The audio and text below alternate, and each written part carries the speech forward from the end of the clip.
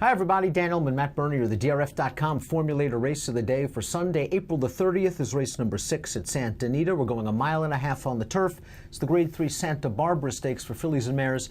And let's take a peek at this field. Remember to head on over to the Race of the Day event page, download those free Formulator past performances, and handicap along with us. We'll take you in post position order. Matt, the number 1, Estrechada, ran really well in the Astra the 2 back on February the 2nd, 56-1, and she was running at that sharp winner, Good Year for Roses. Yeah, Good Year for Roses, ever since she's gotten to Southern California, has been a different animal than what we saw up north of the border. The Santa Margarita, I suppose they just took a shot, wanted to see if she could handle the dirt, didn't work out. I have no knock against this horse. I won't be surprised at all if she runs big. Good Year for Roses came back after winning that Astra to take the Grade 2 Santa Ana with a 95 Beyer speed figure. And Estrechada got a really great trip and ride under Stuart Elliott, just sitting in the pocket.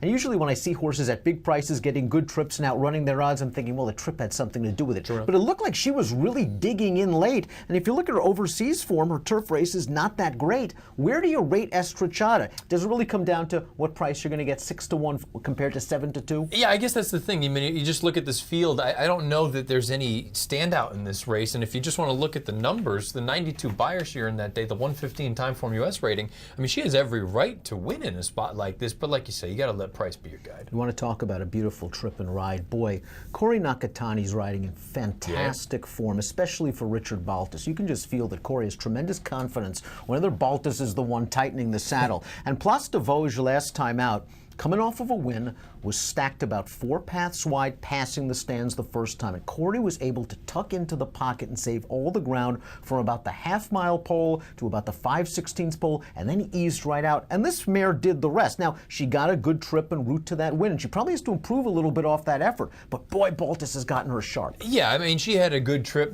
like you say, 100%. But, I mean, she did bury that field. She won by open lengths in here. The interesting thing now is going to be to see. I just have a sneaky feeling she's going to take a lot of money because of all the things you've laid out. Now, this has become a hot jockey-trainer combo. Baltas is just red hot all around. It'll also be interesting to see. Mile and a half, little unknown for her. I know she was really good most recently, but that was on a little bit of a turn back.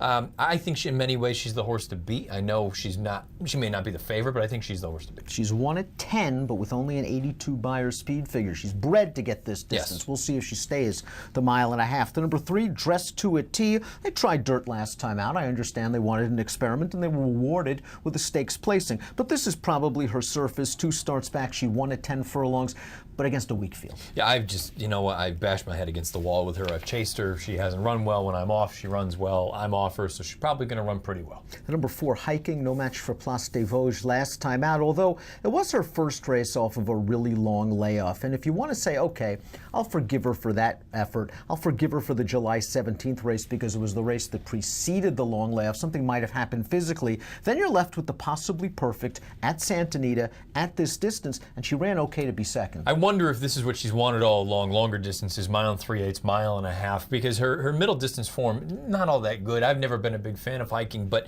I can understand if somebody wants to give her the benefit of the doubt, second off the bench, stretching out. And number 5, Responsible for Love, won a couple of 10-furlong races in Italy last year before being thrown to the wolves a little bit. She made her first start in North America. She didn't run very well against Good Year for Roses, but it was her first start off a layoff and her first start in this country. We have a Neil Drysdale formulator fact regarding the 5, Responsible for Love. Past 4 years, 3 and up turf routers off a little layoff and graded stakes at Santa Anita. Not a great number, 4%, 38-cent ROI, but I wonder if stretching out will help her. I would imagine that's probably going to. You see how she was campaigned when she was over in Italy.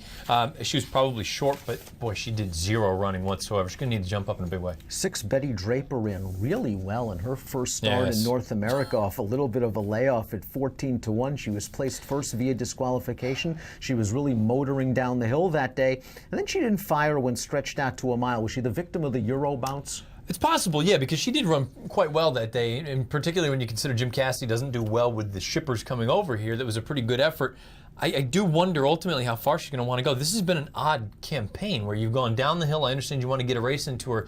Then I kind of figured the middle distance is where she would be. That's what she was running overseas. Now we go all the way out to 1.5 miles. And she only ran 4 times overseas, and the longest she went was 1 1/16. So such as a big stretch out in distance for Betty Draper, although being by street cry out of an AP Indy mare is probably within her scope. Here's a limited but positive formulator fact for Jim Cassidy. Past 3 years, 3 and up, turf riders making the 3rd start off the layoff in graded stakes, 29% and a $4.74 return on investment. The 7, Mrs. Norris, I needed her last time out, and I wonder if she just felt the effects of that layoff in the final stages of that March 23rd entry-level optional claimer.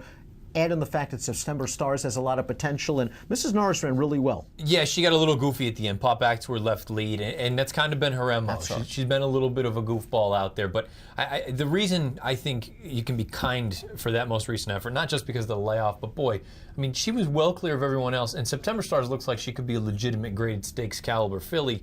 It'll be interesting to see. Maybe this additional distance helps. I wonder, too, she's never had blinkers on in her life. I wonder if maybe at some point you got to try that. The 8 is Evo Campo, and Evo Campo won the aforementioned Possibly Perfect at 1.5 miles back in June, and then went to the sidelines. She came back in a really tough spot facing Goodyear for Roses in the Santa Ana, and I think that was a nice tightener where she prompted the pace and tired. This is her distance, and there's a good possibility she could get the lead, as we see with our Timeform US pace projector, which has Evo Campo leading that stretch out Betty Draper. She's dangerous if she's out there by herself, too. I mean, Betty Draper may be the key to the race, whether you like her or not, because she can at least keep Evo Campo honest on the front end. If Bejarano gets out there and can get some sort of a rated pace, if they can get anywhere close to a 49 or 50 half, she's going to be very tough. Bejarano lifetime 3 for 4 on Evo Campo, back a board. Let's go to the outside. That's Lysine, also trained by Jim Cassidy. This horse made her first start in North America, finishing 2nd to Place des Vosges, and distance is going to be her friend. You got the feeling that that was just the starting off point for Cassidy, because you look at her overseas form, unlike her uncoupled make Betty Draper, she wants to go long. Yeah, the only thing I'll say about the overseas form, it doesn't never look like, wins. Yeah, never wins, and it wasn't keeping the best company either. It's not like she was in group stakes all over the place.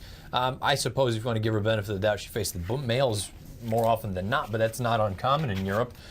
Positive Mike Smith sees fit to take them out.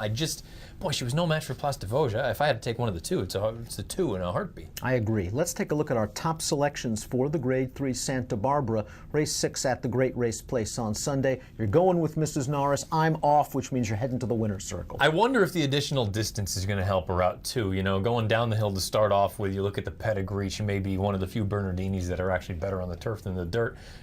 She just one I'm interested in. I think the horse to beat is Place des Vosges. Those would be the 2 I would use in an exacta. I'm going to go with Place des Vosges. She's in sharp form right now for a red-hot trainer-jockey combination, and I'll also use the 1 Estrechada. She ran well in that Astra race over course and distance 2 starts back, and is getting back to her better surface, perhaps. She's won all of her races overseas on dirt, but she ran really well in the Astra. I just don't think it was a mirage, a trip-aided mirage just yet. I think she'll fall through the cracks from a price standpoint. 2-1 for me, 7-2, 8-1 for Matt in the Grade 3 Santa Barbara, the feature race at Santa Anita on Sunday. And if you're playing the Santa Anita Sunday card from home, DRF Bets invites you to be a VIP for a week. You start off with a $300 bonus, you get lots of other goodies, and all you have to do is head over to drfbets.com/VIP. Approximate post time for the Grade 3 Santa Barbara is 3:30 Pacific. Best of luck.